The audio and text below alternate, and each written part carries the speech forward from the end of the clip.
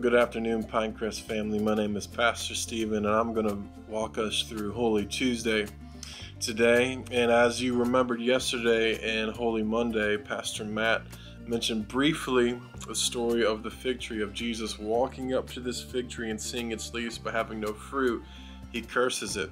And today we're going to walk through that story.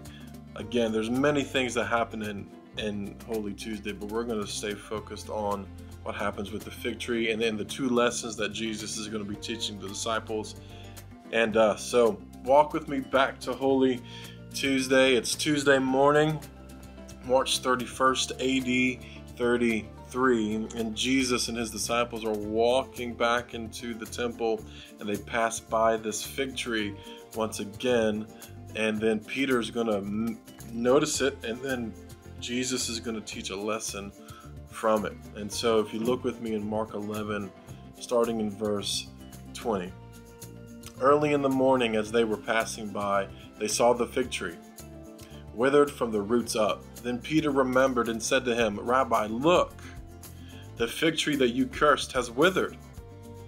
Jesus replied to them, "Have faith in God. Truly I tell you, if anyone says to this mountain, 'Be lifted up and thrown into the sea,' and does not doubt in his heart, but believes that what he says will happen, it will be done for him. Therefore I tell you, everything you pray and ask for, believe that you have received it, and it will be yours. And whenever you stand praying, if you have anything against anyone, forgive him, so that your Father in heaven will also forgive you your wrongdoing." So, what are the two lessons that Jesus is trying to teach the disciples from this story? Well, number one is failure. Look at the fig tree. It's withered, it's dead.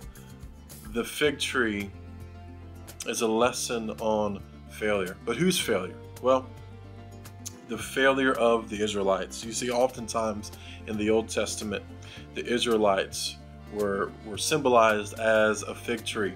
You see this in Jeremiah 8:13, Hosea 9:10, Nahum 3:12. And so if you think back to the story of Jesus first seeing this fig tree, it has the appearance of fruit, right?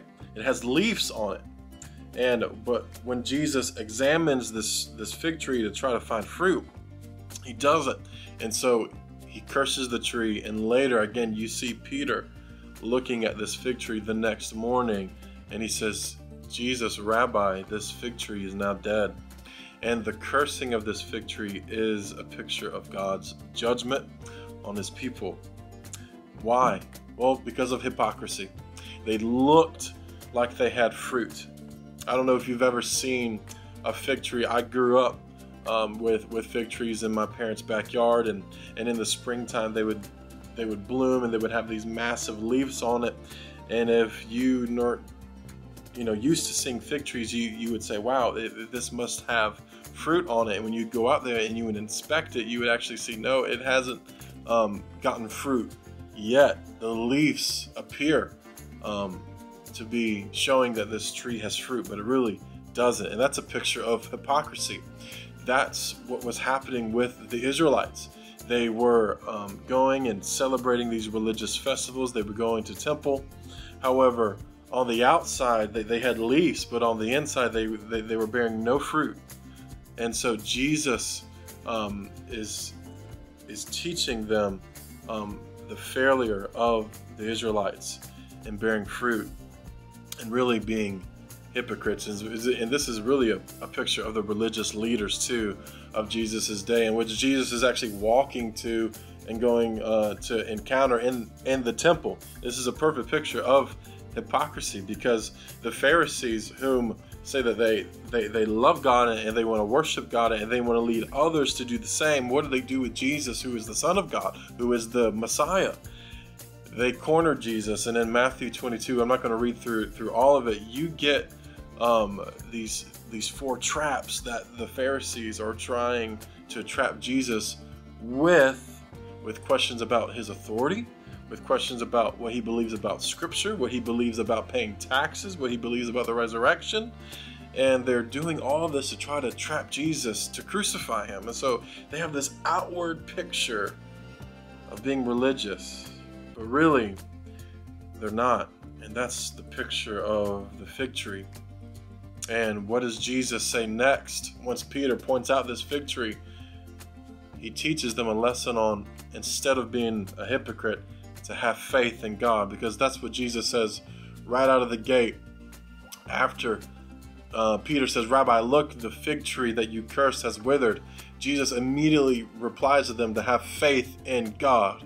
So if the first lesson is on failure, the second lesson is on faith and having faith in God. You see, Jesus doesn't want the disciples to be hypocrites.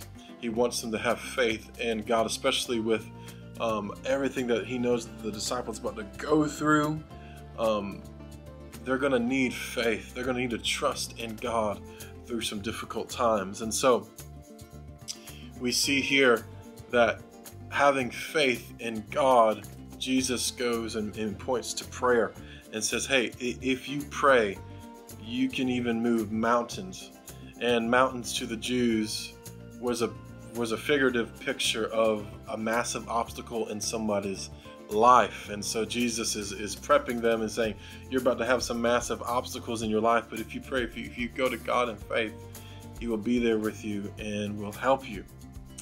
And then he goes into the issue of forgiveness, and he talks about forgiveness with the disciples, and he says, whenever you stand praying, if you have anything against anyone, forgive him, so that your Father in heaven will also forgive your wrongdoing. Is Jesus talking about, receiving forgiveness from God because you forgive others? No, that's works-based faith.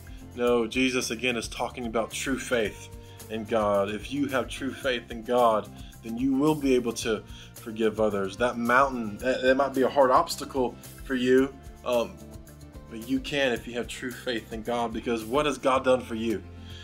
He has sent Jesus to die on a cross for you and has forgiven your sin. And if God can forgive you and rise Jesus from the dead, then how much more can we forgive others? And that's what it means to have true faith and not to be a hypocrite. And if you want to learn more about what Christ has done for you on the cross, but more importantly in the resurrection, how he gives us new life, then I invite you to come out this Sunday morning at 10 a.m. to our Easter service here at Pinecrest. Well, thank you for listening today, Pinecrest family, and I hope to see you this Sunday morning at 10 a.m.